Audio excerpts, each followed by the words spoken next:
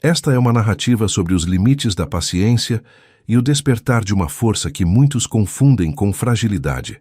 Uma vida inteira dedicada a construir um teto e um futuro para os filhos pode ser esquecida em um segundo de arrogância. Veremos como o desprezo de quem mais amamos pode ser o combustível para uma reviravolta avassaladora, onde o respeito não é apenas pedido, mas retomado com autoridade. Antes de começarmos essa história incrível, não se esqueça de curtir o vídeo, se inscrever no canal e contar pra gente nos comentários de onde você está ouvindo essa história. O inverno no interior do Rio Grande do Sul não perdoa quem tem ossos velhos, e naquela terça-feira cinzenta, o frio parecia ter dentes. Eu estava sentada na poltrona de couro surrado da sala, aquela que Valdemar comprou quando nossa empresa de logística ainda era apenas um caminhão de mudanças e um sonho. Minha perna esquerda, pesada e branca sob o gesso rígido, repousava sobre um puff. O acidente na escada da matriz, 15 dias atrás, não tinha quebrado apenas o meu fêmur. Parecia ter quebrado a hierarquia da nossa casa. O cheiro de café passado vindo da cozinha se misturava ao aroma de lustramóveis, mas nenhum daqueles perfumes familiares conseguia mascarar o azedume que pairava no ar desde que meus filhos se mudaram de volta para cuidar de mim. Sentia a garganta seca, uma lixa áspera que tornava cada tentativa de engolir uma tortura. Valdemar, meu companheiro de 40 anos de batalhas, tinha ido até a cidade resolver pendências bancárias da empresa. Eu estava sozinha com a nova geração.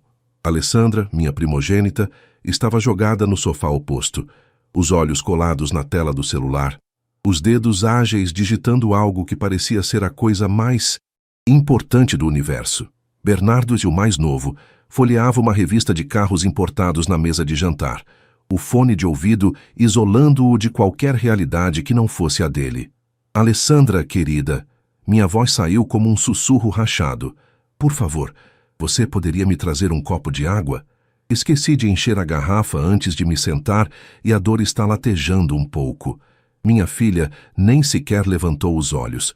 O único som era o tec-tec incessante de suas unhas de gel no vidro do aparelho. Esperei 1 minuto. 2. O relógio de carvalho na parede, um presente de casamento, parecia zombar da minha sede com seu tic-tac rítmico. Alessandra? Repeti, um pouco mais alto. É só um copo de água, por favor. O remédio para a dor está me deixando com a boca muito seca. Desta vez, ela bloqueou o celular com um estalo seco e me encarou. Não havia carinho. Naqueles olhos que eu beijei tantas vezes quando eram pequenos, havia um desprezo frio, uma impaciência que me gelou a alma mais do que o vento minuano que soprava lá fora. Meu Deus, mãe! Ela explodiu, levantando-se com uma agressividade desproporcional. Você não para um segundo. Alessandra, isso, Iggy. Alessandra, aquilo. Eu tenho uma vida, sabia? Tenho reuniões por vídeo. Tenho meus compromissos. Você está com a perna quebrada. Não ficou paralítica. Quer água? Vá rastejar você mesma até a cozinha, sua velha incapaz. Eu não sou sua serva particular e não vou ficar parando a minha rotina para atender capricho de quem só sabe dar trabalho. O silêncio que se seguiu foi ensurdecedor. Olhei para Bernardo, esperando que ele, o meu menino, dissesse algo. Ele levantou os olhos da revista por um breve segundo, viu o meu rosto pálido e o olhar furioso da irmã e simplesmente desviou a atenção de volta para as fotos de Ferraris. Ele não disse uma palavra. A omissão dele doeu tanto quanto o insulto dela. Eu só pedi um copo de água, Alessandra. Eu disse, minha voz agora firme, apesar do tremor nas mãos. Eu construí esta casa. Eu paguei a sua faculdade de design em São Paulo com o suor de carregar caixas na empresa quando seu pai não tinha ajudante. E agora quer o quê? Um troféu? Ela retrucou, caminhando em direção à escada. O mundo mudou, mãe. Você e o pai são passado. Estão sentados em cima de um patrimônio que nem sabem gerenciar mais. Se não consegue nem pegar a própria água, talvez seja a hora de pensarmos em um lugar especializado para pessoas como você. Nesse momento, o som pesado do portão eletrônico ecoou. Valdemar havia chegado. Alessandra subiu os degraus batendo os pés e Bernardo continuou. Mergulhado em seu silêncio covarde. Ouvi a porta da frente abrir e o cheiro do frio da rua entrou junto com meu marido. Valdemar pendurou o sobretudo, limpou as botas e, antes mesmo de me cumprimentar, percebeu o clima carregado. Ele conhecia cada vinco do meu rosto. Otávia, o que aconteceu? Você está pálida, minha velha, ele disse, vindo em minha direção e ajoelhando-se ao lado da poltrona. Eu não queria chorar, mas uma lágrima teimosa escapou. Contei, com poucas palavras, o que havia acabado de acontecer. Vi a mandíbula de Valdemar se travar. Ele sempre foi um homem de poucas palavras, mas de ações avassaladoras. Ele se levantou, não para pegar a água, mas para ir até a base da escada. Alessandra! Bernardo! Agora! O grito dele fez os cristais da cristaleira vibrarem. Os dois apareceram no topo da escada. Alessandra com um ar de tédio e Bernardo com as mãos nos bolsos. O que foi, pai? Que gritaria é essa? Alessandra desceu os primeiros degraus, afetada. Você vai pedir desculpas para a sua mãe agora. E depois, você vai buscar a água dela.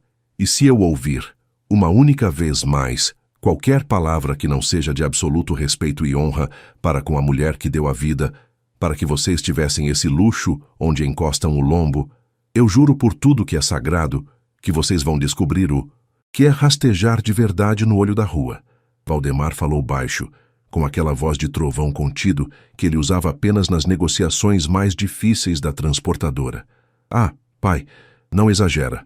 Bernardo tentou intervir, mas o olhar de Valdemar o calou instantaneamente. Você é tão culpado quanto ela, Bernardo. O silêncio do cúmplice é a assinatura da covardia. Sua mãe é a rainha desta casa e daquela empresa. Sem ela, eu não seria nada. E vocês seriam menos ainda. Peçam desculpas, agora. Eles pediram. Murmuraram palavras vazias, forçadas pelo medo da autoridade do pai. Mas eu vi nos olhos deles. Eles não estavam arrependidos. Eles estavam apenas esperando a nossa morte para herdar o que restava. Alessandra me entregou o copo de água com uma rispidez mal disfarçada, batendo o vidro na mesinha de canto. Naquela noite, o frio lá fora parecia ter entrado, definitivamente no meu peito. Valdemar adormeceu ao meu lado, segurando minha mão, mas eu não consegui fechar os olhos. O termo velha incapaz ecoava como um sino de igreja em funeral. Eles achavam que nós éramos o passado, que éramos apenas os guardiões de um baú de dinheiro que pertencia a eles por direito. Eles esqueceram que quem constrói um império sabe exatamente onde estão as vigas de sustentação. Peguei o celular na mesa de cabeceira com cuidado para não acordar Valdemar. Meus dedos, ainda ágeis apesar da idade, percorreram a agenda até encontrar o nome que eu não discava há anos.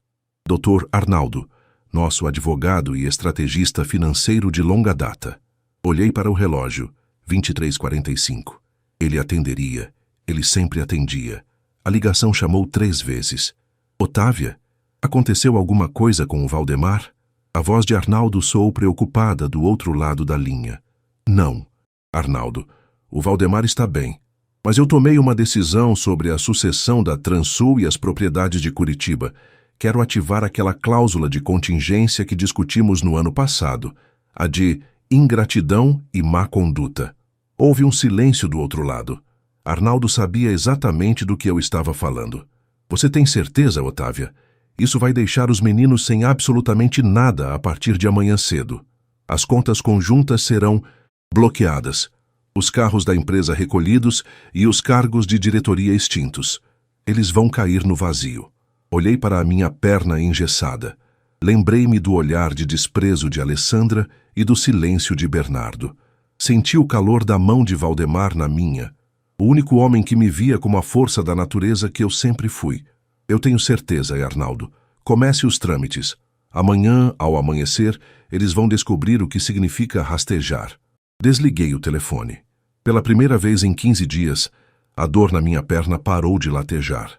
O jogo tinha apenas começado. A luz do sol de inverno entrava pelas frestas da persiana de madeira, desenhando listras pálidas sobre o cobertor de lã de ovelha que nos aquecia. O frio lá fora era cortante, típico das manhãs de julho na Serra Gaúcha, onde a geada cobre os campos com um manto branco e silencioso. Acordei antes do despertador, sentindo o peso familiar do gesso na minha perna, mas pela primeira vez em semanas, A sensação de impotência tinha evaporado. Valdemar já não estava na cama. Ouvi o som abafado de seus passos na cozinha e o aroma forte de café recém-passado subindo pelo corredor. Ele sempre soube que o café era meu único vício inegociável, o combustível que me fazia enfrentar as planilhas da Transul por décadas. Com um esforço coordenado, usei minhas muletas de alumínio para me impulsionar. O metal frio das alças parecia uma extensão do meu corpo agora. Cada passo era uma pequena vitória contra a gravidade e contra a imagem de velha incapaz que Alessandra tentara me impor. Quando cheguei à cozinha, Valdemar estava terminando de preparar uma torrada com queijo colonial. Ele se virou e o brilho de admiração em seus olhos, o mesmo de quando me viu pela primeira vez num baile de CTG, há 40 anos, me aqueceu mais que o fogão a lenha que estalava no canto da sala. "Dormiu bem, minha rainha?" ele perguntou, vindo ao meu encontro para me ajudar a sentar na cadeira de cabeceira. "Como há muito tempo não dormia, Valdemar. O Dr. Arnaldo me confirmou por mensagem às 6 da manhã. Está feito." Ele apenas assentiu, um sorriso de lado surgindo em seu rosto marcado pelo tempo. Valdemar nunca questionou minha decisão. Ele sabia que, se eu tinha chegado ao ponto de cortar os laços financeiros com nossos próprios filhos, era porque o limite da dignidade havia sido ultrapassado. Ele não era apenas meu marido, era meu sócio na vida e na alma. Não demorou muito para o silêncio da casa ser estraçalhado. O primeiro sinal veio de cima. Um grito agudo de frustração de Alessandra ecoou pelo corredor do andar superior. Ouvi passos frenéticos. Logo depois, Bernardo desceu as escadas quase tropeçando nos próprios pés, o rosto pálido e o celular na mão como se fosse uma granada prestes a explodir. "Pai! Mãe! O que está acontecendo?" Bernardo praticamente gritou, parando diante da mesa de café. Eu tentei passar o cartão no posto agora cedo para buscar os pães e deu transação negada. Achei que fosse um erro do sistema, mas tentei entrar no aplicativo do banco e diz que minha conta foi encerrada por ordem administrativa. Alessandra apareceu logo atrás, ainda de pijama de seda, mas com uma expressão de fúria que deformava suas feições. Ela segurava o celular contra o peito, os olhos injetados. "A minha BMW não deu partida!" ela berrou. O sistema de rastreamento travou o motor e recebi um e-mail, dizendo que o veículo da empresa foi recolhido por reestruturação de frota. "Que palhaçada é essa, pai? Você enlouqueceu. Como eu vou para a minha reunião agora?"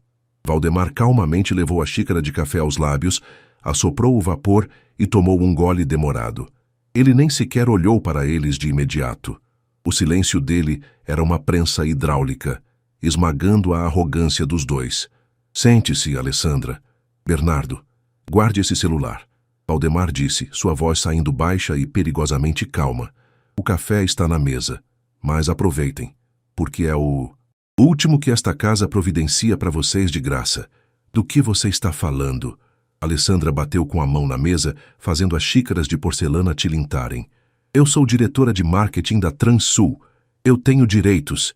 "Tinha..." Eu intervim, minha voz soando com uma autoridade que os fez calar a boca instantaneamente. "Ontem à noite, vocês decidiram que eu era uma velha incapaz e que eu deveria rastejar para conseguir um copo de água. Pois bem, a velha incapaz é a única dona das cotas majoritárias da holding que sustenta o estilo de vida de vocês. Se eu sou incapaz de merecer o respeito dos meus filhos dentro da minha própria casa, sou perfeitamente capaz de gerir meu patrimônio sem parasitas por perto." Bernardo caiu sentado em uma das cadeiras, o ar escapando de seus pulmões. Ele sempre foi o mais fraco, o que se escondia atrás da agressividade da irmã. "Mãe, foi só uma briga." A Alessandra se exaltou. "Você sabe como ela é." Ele tentou, com uma voz chorosa que só me deu mais náuseas. "E você, Bernardo?" Ficou em silêncio. Valdemar cortou, levantando-se e ficando de pé, uma figura imponente que parecia preencher toda a cozinha. "Você viu sua mãe, a mulher que quase morreu de complicações no parto para te trazer ao mundo, ser humilhada enquanto sentia dor e não moveu um dedo? Você foi cúmplice da falta de caráter da sua irmã. Na minha empresa e na minha vida, Não há espaço para covardes nem para ingratos. Alessandra soltou uma risada nervosa, uma tentativa desesperada de manter o controle. Vocês não podem fazer isso. Existe legislação trabalhista. Existe o direito de herança. Eu vou processar vocês. Vou tirar cada centavo dessa transportadora velha. Vá em frente, querida, eu disse, sentindo um prazer amargo ao ver a máscara dela cair. O Dr. Zarnaldo passou a noite redigindo os distratos.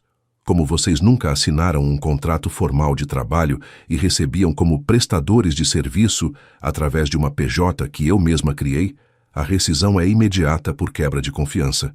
Quanto à herança, bem, eu e seu pai ainda estamos muito vivos e decidimos que, a partir de hoje, todo o patrimônio da família será transferido para uma fundação de apoio a idosos abandonados em Caxias do Sul. Vocês não são herdeiros de nada, a menos que eu decida o contrário. O rosto de Alessandra passou do vermelho para um branco cadavérico. Ela olhou para o pai, buscando algum sinal de fraqueza ou de piedade, mas encontrou apenas o rosto de um homem que honrava sua esposa acima de tudo. Valdemar caminhou até mim, colocou a mão no meu ombro e apertou suavemente. Um gesto de solidariedade absoluta. Vocês têm 2 horas para arrumar suas malas, Valdemar anunciou, o tom de voz finalizando qualquer discussão. As roupas que vocês compraram com o dinheiro da empresa podem levar. Os eletrônicos também. Mas as chaves dos carros ficam no balcão. E os cartões de crédito corporativos... Ele pegou uma tesoura de cozinha que estava pendurada no suporte.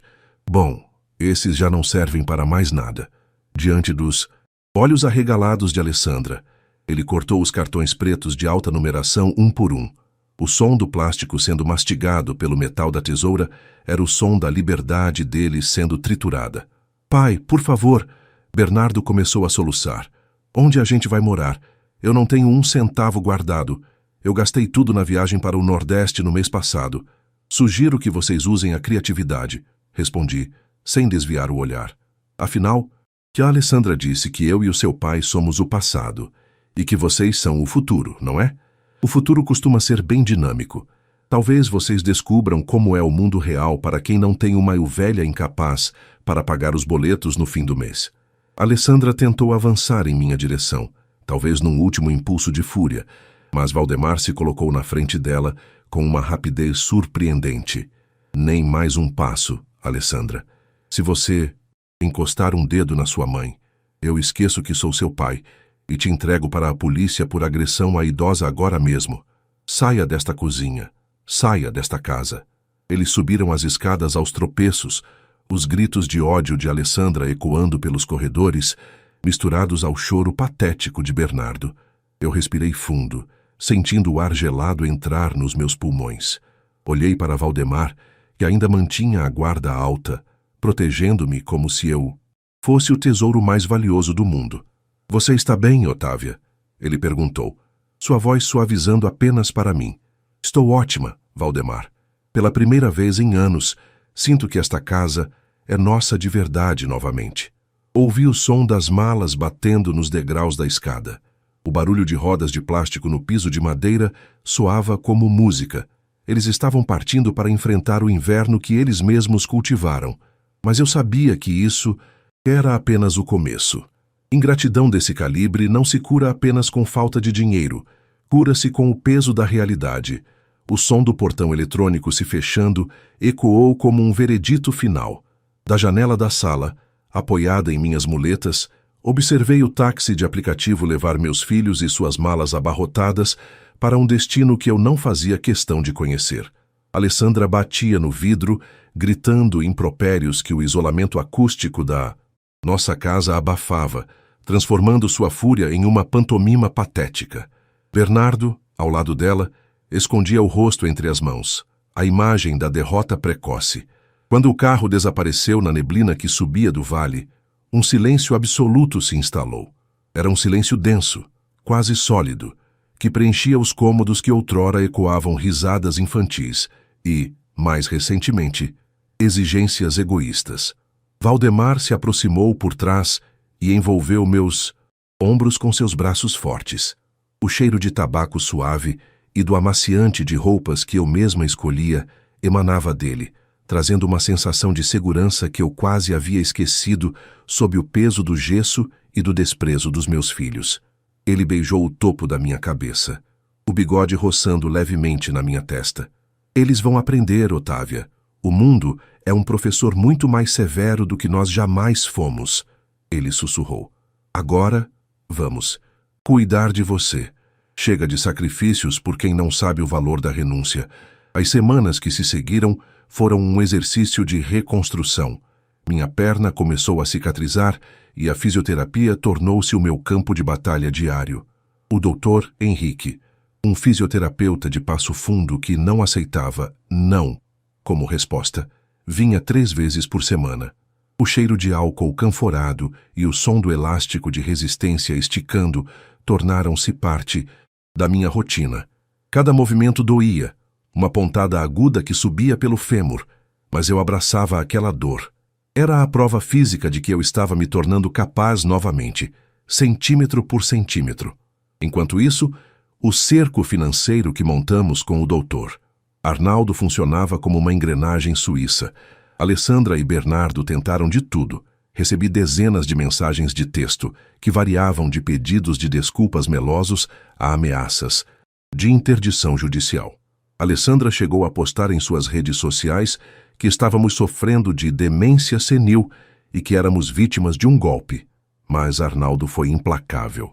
Ele apresentou os laudos médicos da minha plena saúde mental e as provas de má gestão dela na diretoria de marketing, onde ela usava a verba de publicidade da Transul para pagar viagens de luxo disfarçadas de pesquisa de campo. Em uma tarde de quinta-feira, enquanto eu revisava os gráficos de rendimento da transportadora, que, curiosamente, tinham subido 15% desde que os meninos foram afastados, o interfone tocou. Era o segurança da guarita da sede da empresa, que ficava a poucos quilômetros da nossa chácara. Dona Otávia, desculpe incomodar, mas a dona Alessandra está aqui na recepção. Ela está fazendo um escândalo, dizendo que vai entrar de qualquer jeito porque o escritório ainda é dela. O seu Valdemar está em uma reunião com os motoristas e não queremos interromper. O que fazemos? Senti um calafrio, mas não era de medo. Era a adrenalina da mulher que, aos 20 anos, dirigia caminhão carregado de grãos por estradas de terra enquanto amamentava. Diga a ela que eu estou a caminho, Gilberto, e não a deixe passar da roleta. Valdemar apareceu na porta do escritório, já com a chave do carro na mão. Ele tinha ouvido a conversa pela extensão. Você não vai sozinha, Sra. Otávia. Você ainda não está 100% firme na perna.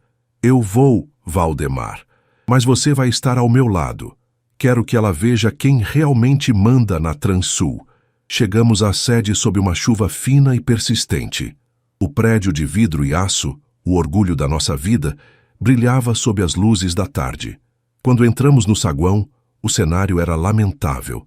Alessandra estava com o cabelo desgrenhado, vestindo um casaco que parecia não ser lavado há dias, gritando com a recepcionista, uma moça jovem que estava prestes a chorar. Bernardo estava sentado em um banco de espera, olhando para os próprios sapatos furados, a imagem da apatia. Onde está o meu computador? Onde estão as minhas coisas? Alessandra berrava. Eu vou chamar a polícia. Isso é apropriação indébita. A polícia já foi chamada, Alessandra. Por nós. A voz de Valdemar cortou o ar como uma lâmina fria. Ele caminhou à frente. O som de suas botas de couro no piso de granito, impondo um silêncio imediato. Eu vinha logo atrás, usando apenas uma bengala elegante de madeira escura, descartando as muletas para aquele momento de confronto. Alessandra se virou, os olhos injetados de raiva e, talvez, de uma ponta de desespero. Pai, finalmente, manda esse segurança me deixar subir. Eu preciso pegar meus arquivos. Eu tenho contatos lá dentro que valem milhões. Seus contatos eram pagos com o nosso suor, Alessandra, eu disse dando um passo à frente. Seus arquivos foram auditados. Descobrimos o desvio de R$200 mil para aquela empresa de fachada que você criou com seu namorado em Balneário Camboriú. Ela empalideceu. O silêncio que se seguiu foi quebrado apenas pelo som da chuva batendo no vidro do saguão. Bernardo levantou a cabeça, surpreso. Ele nem sequer sabia dos roubos da irmã. Era um parasita, mas não um criminoso. Mãe, por favor, Bernardo começou, levantando-se com dificuldade. A gente está morando num hotel de beira de estrada. O dinheiro acabou. A Alessandra vendeu as joias que você deu para ela, mas não deu para quase nada. Estamos passando fome. Fome, Bernardo? Valdemar se aproximou do filho, não com agressividade, mas com uma decepção que parecia pesar toneladas. Você tem mãos, tem saúde, tem um diploma que nós pagamos. Existem centenas de vagas para ajudante de carga aqui mesmo na região. Mas você preferiu esperar que a velha incapaz, como sua irmã chama sua mãe, morresse para você continuar sem fazer nada. Alessandra, vendo que o vitimismo não funcionava, tentou uma última investida de arrogância. Ela avançou em minha direção, o dedo em riste. Você acha que venceu, não é? Sua velha egoísta. Você prefere ver seus filhos na sarjeta do que abrir mão do seu controle doentio sobre esse dinheiro. Você vai morrer sozinha nesse castelo de gelo. Valdemar se colocou instantaneamente entre nós. Ele não levantou a mão, mas sua presença era uma muralha intransponível. Ele segurou o pulso de Alessandra com firmeza, mas sem machucar, forçando-a a baixar o dedo.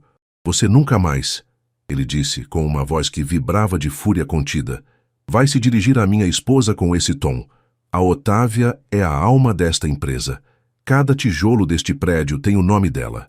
Se você estivesse na sarjeta, Alessandra, seria apenas o resultado da sua própria incapacidade de ser humana. Mas você não está na sarjeta ainda. Ele soltou o pulso dela e tirou do bolso 2 envelopes pardos. O que é isso? Ela perguntou. A voz trêmula. Passagens de ônibus para o interior do Paraná para a fazenda do seu tio-avô, respondi. Ele precisa de gente para colher fumo e cuidar do gado. Ele não aceita preguiça e não paga com cartões de crédito. Ele paga com teto e comida simples. É a última chance de vocês aprenderem o que significa a palavra trabalho. O quê? Você quer que eu seja colona? Alessandra soltou uma gargalhada histérica. Eu sou uma executiva. Não, Alessandra. Você é uma desempregada com dívidas. Valdemar sentenciou. Ou vocês pegam esses envelopes e tentam salvar o que resta do caráter de vocês, ou a polícia, que acaba de estacionar ali fora, vai entrar para levar você para prestar depoimento sobre os desvios na Transul. A escolha é sua. As sirenes azuis e vermelhas refletiam no vidro do saguão.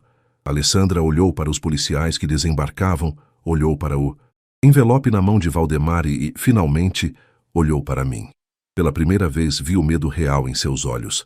Ela pegou o envelope com um movimento brusco, sem agradecer. Bernardo fez o mesmo, com as lágrimas escorrendo pelo rosto.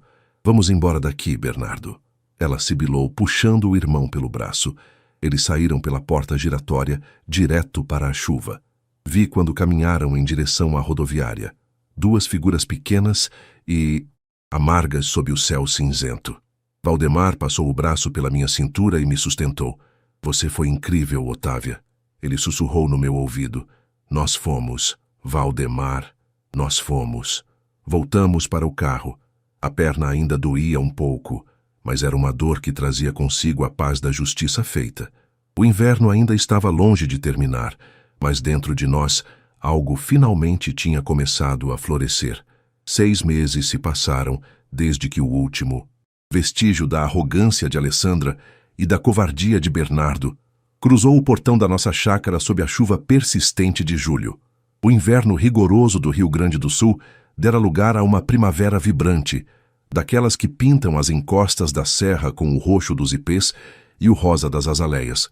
O ar, antes pesado e carregado de ressentimento, agora carregava o perfume doce da grama recém-cortada e o frescor das manhãs que prometiam renovação. Eu estava sentada na varanda, mas não mais na poltrona de couro da sala. Meus pés estavam firmes no chão de pedra ardósia e a bengala de madeira escura repousava encostada na mesa de ferro forjado, mais como um acessório de elegância do que como uma necessidade vital. Minha perna estava curada. O osso, outrora partido pelo descuido e pela fragilidade da idade, soldara-se com uma força que eu sentia reverberar em cada passo que dava. A fisioterapia fora árdua, mas cada gota de suor e cada careta de dor valeram a pena para retomar minha autonomia.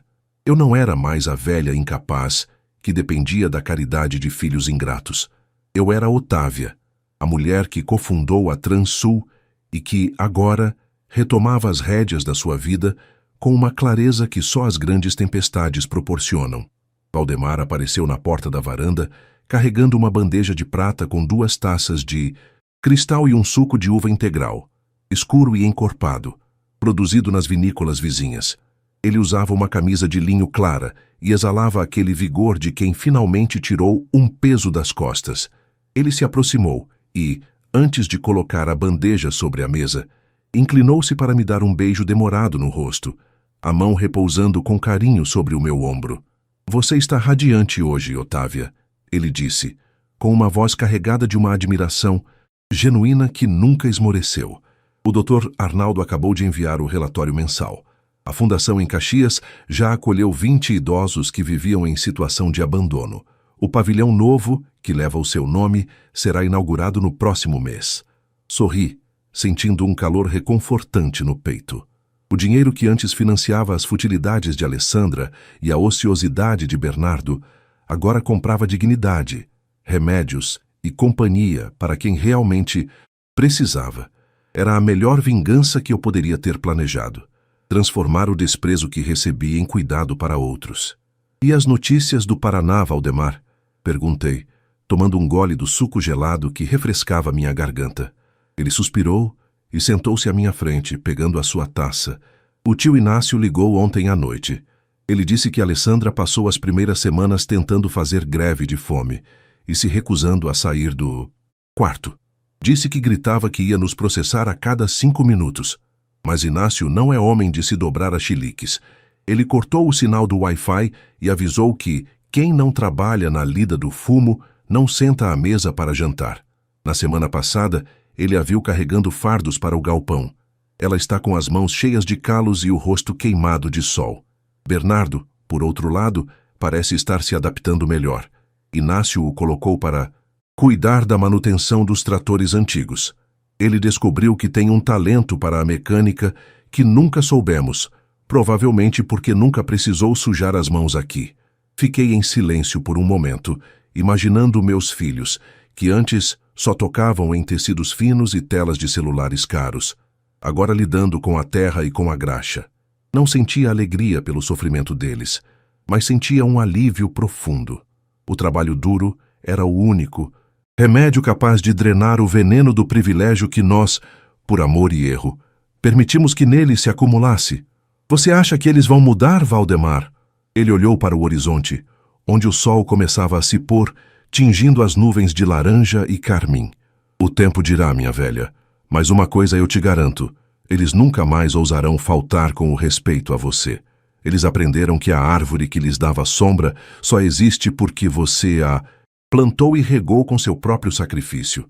E se um dia eles voltarem, não será como donos de nada, mas como aprendizes da vida. Naquela noite, decidimos jantar no salão nobre da Transul para celebrar o aniversário de 45 anos da empresa. O prédio estava todo iluminado e todos os funcionários, desde os motoristas veteranos até os jovens aprendizes do administrativo, estavam presentes. Quando entramos no salão, fui recebida com uma salva de palmas espontânea. Eu não era apenas a esposa do dono. Eu era a mulher que muitos ali viram conferindo notas fiscais de madrugada e garantindo que cada caminhão saísse com segurança. Valdemar subiu ao pequeno palco montado no centro do salão. Ele pediu silêncio e, com o microfone em mãos, fixou os olhos em mim. O salão inteiro mergulhou em uma expectativa respeitosa. Amigos e colaboradores, começou ele, a voz firme ecoando pelas paredes de vidro. Hoje celebramos quase meio século de história. Muitos olham para esses caminhões lá fora e veem máquinas. Eu olho e vejo o trabalho de uma vida. Mas há algo que preciso dizer publicamente, algo que talvez eu devesse ter dito com mais frequência. A Transul não existiria sem a mulher que está sentada naquela mesa. Otávia enfrentou estradas perigosas quando as mulheres nem podiam sonhar em dirigir. Ela segurou as pontas quando estivemos perto da falência. Ela é o alicerce, a inteligência e o coração desta família e deste negócio. Recentemente, passamos por provações dolorosas dentro de nossa própria casa, momentos em que a honra dela, foi posta à prova por quem mais deveria protegê-la. Mas eu quero que todos saibam, enquanto eu respirar, Otávia será tratada com a reverência que uma rainha merece. Ela não é o passado, ela é o nosso exemplo de presente e o nosso guia para o futuro. Ele desceu do palco e caminhou em minha direção sob os aplausos retumbantes. Ele se ajoelhou levemente e beijou minha mão. Um gesto de cavalheirismo que me fez sentir, aos 65 anos, a mulher mais poderosa do mundo. Naquele momento, todas as palavras cruéis de Alessandra foram apagadas. O rastejar que ela me desejou transformou-se em um caminhar vitorioso ao lado do homem que me honrava diante de todos. O jantar foi maravilhoso. Conversamos, rimos e planejamos novas rotas para a empresa. Ao final da noite, quando voltamos para a chácara e o silêncio da noite sulista nos envolveu, Valdemar me ajudou a tirar os sapatos. Ele massageou meus pés com calma, olhando para a cicatriz quase invisível na minha perna. Sabe, Valdemar, eu disse, recostando a cabeça no travesseiro, eu não sinto mais raiva, sinto apenas paz. Isso é porque você recuperou o que eles tentaram te roubar, Otávia. Não foi o dinheiro, nem o comando da empresa. Foi o seu lugar de direito na história da nossa vida. Fechei os olhos, sentindo o conforto dos lençóis de algodão egípcio, mas apreciando ainda mais o conforto de uma consciência limpa. A lição fora dada. O império estava seguro. E, acima de tudo, eu estava de pé. No dia seguinte, eu não precisaria pedir um copo de água a ninguém que não estivesse disposto a me servir com amor e gratidão. Eu mesma buscaria minha água, caminharia pelo meu jardim e governaria meu destino. A velha incapaz tinha ficado para trás, enterrada sob a geada do inverno que finalmente passara. Agora era tempo de colher os frutos de uma vida inteira de honra.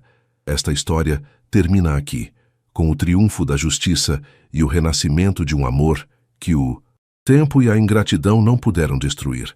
Espero que tenha gostado desta jornada de vingança e superação.